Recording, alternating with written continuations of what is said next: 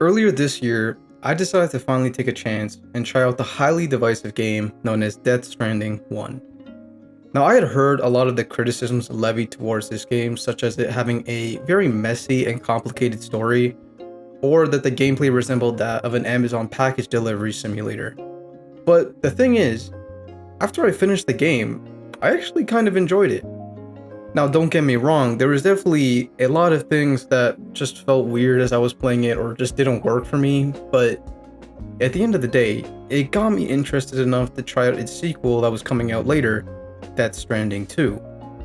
If I could quickly summarize my thoughts on the sequel, it would be Death Stranding 2 took everything that worked in Death Stranding 1 and made it better, and took everything that didn't work in Death Stranding 1 and also made it better, for the most part.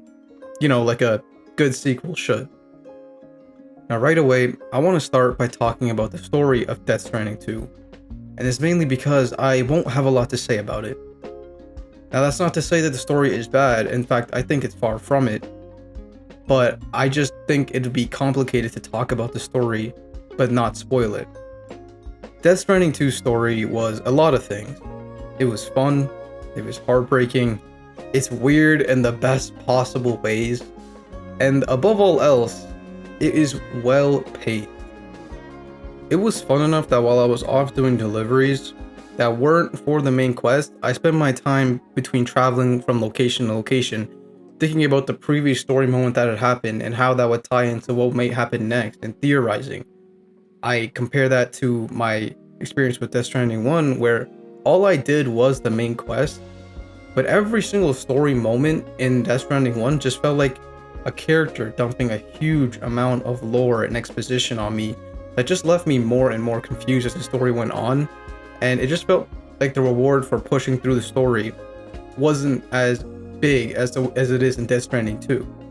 The heartbreak and moments of sadness in these games also really do manage to cut deep, and there were times, especially towards the end of the game, where I almost teared up. And it's not just because these moments were very, very sad, but it's also because, the connection with these characters. Whether they were a part of the returning cast or new additions, every single person that joins you on the Magellan Cut. What do you mean, cut? This is a review. You didn't say the ship's name properly. What do you mean? That's its name. You have to say the full thing. What? Why? It'd be way easier if I just said... Listen, buddy, I don't make the rules. You either say the full name or you're getting cut. Okay. Fine.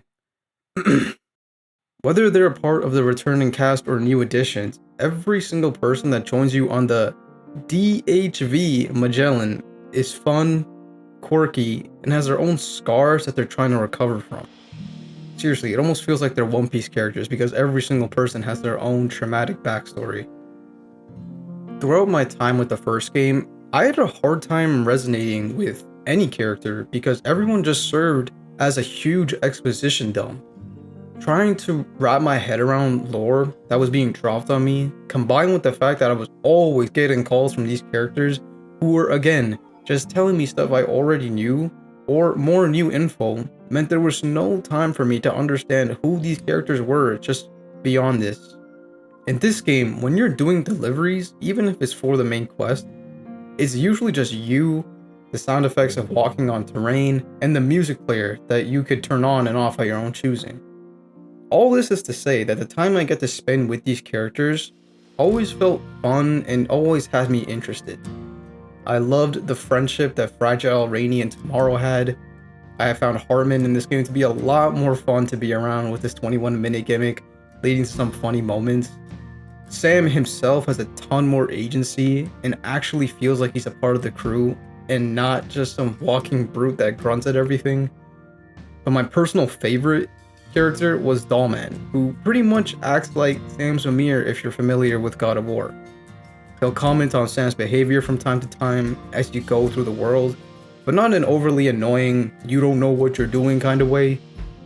He helps you to understand the story beats if you go out of your way to talk to him in your private room, and overall, just makes journeys a lot less lonely and a lot more fun.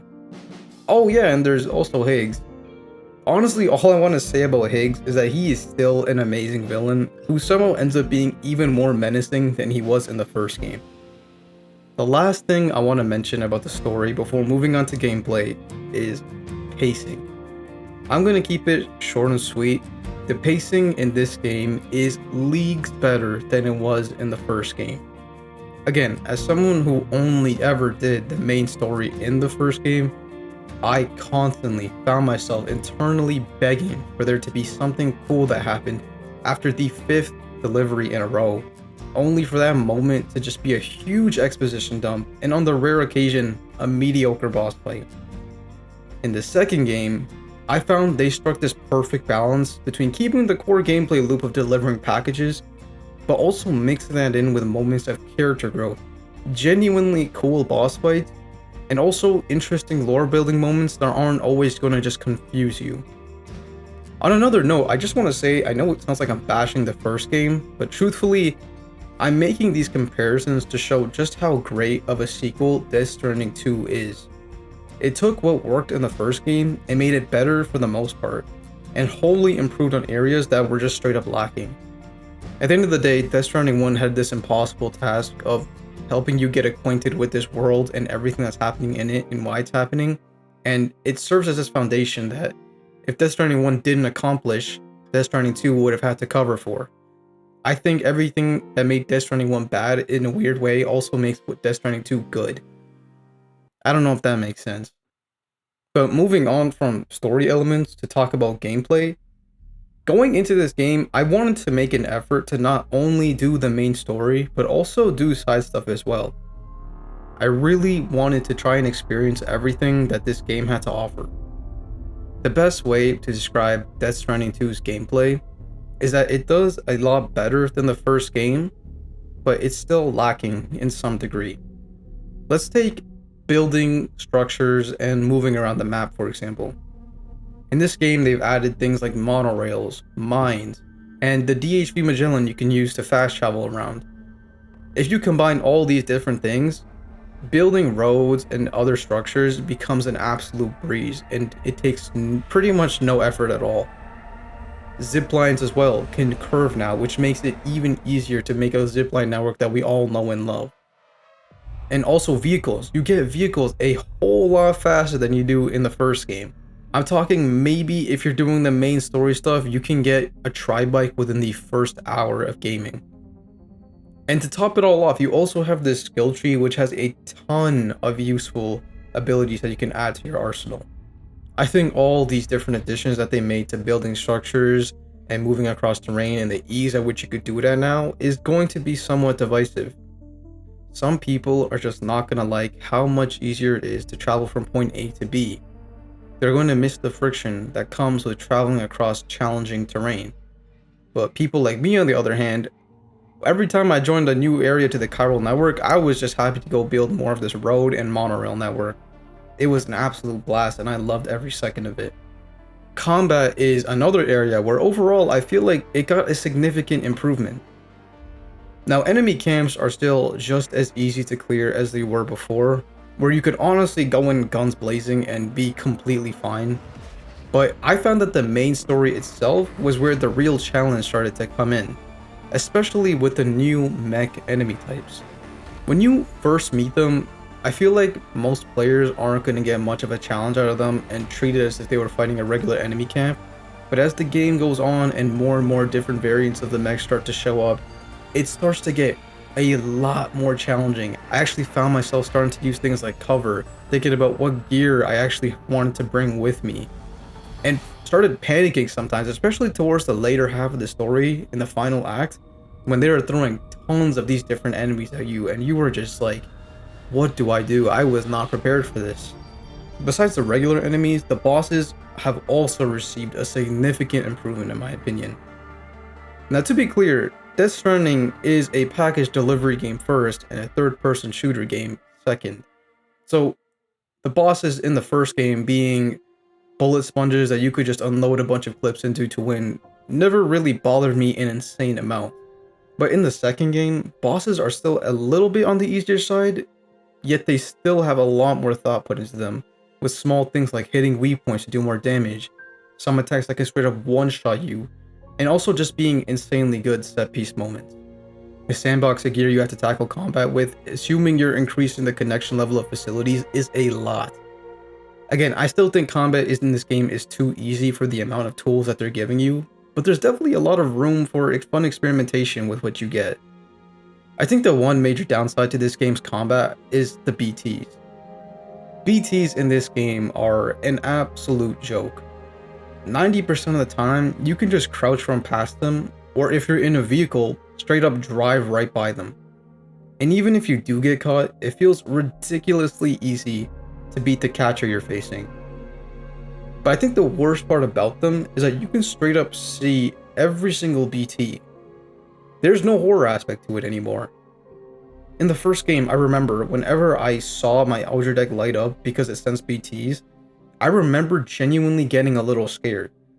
I would have to take my sweet time going through the area while I relied on my Elder deck to tell me where to go, and if I ever did get caught, I'd be in full panic mode.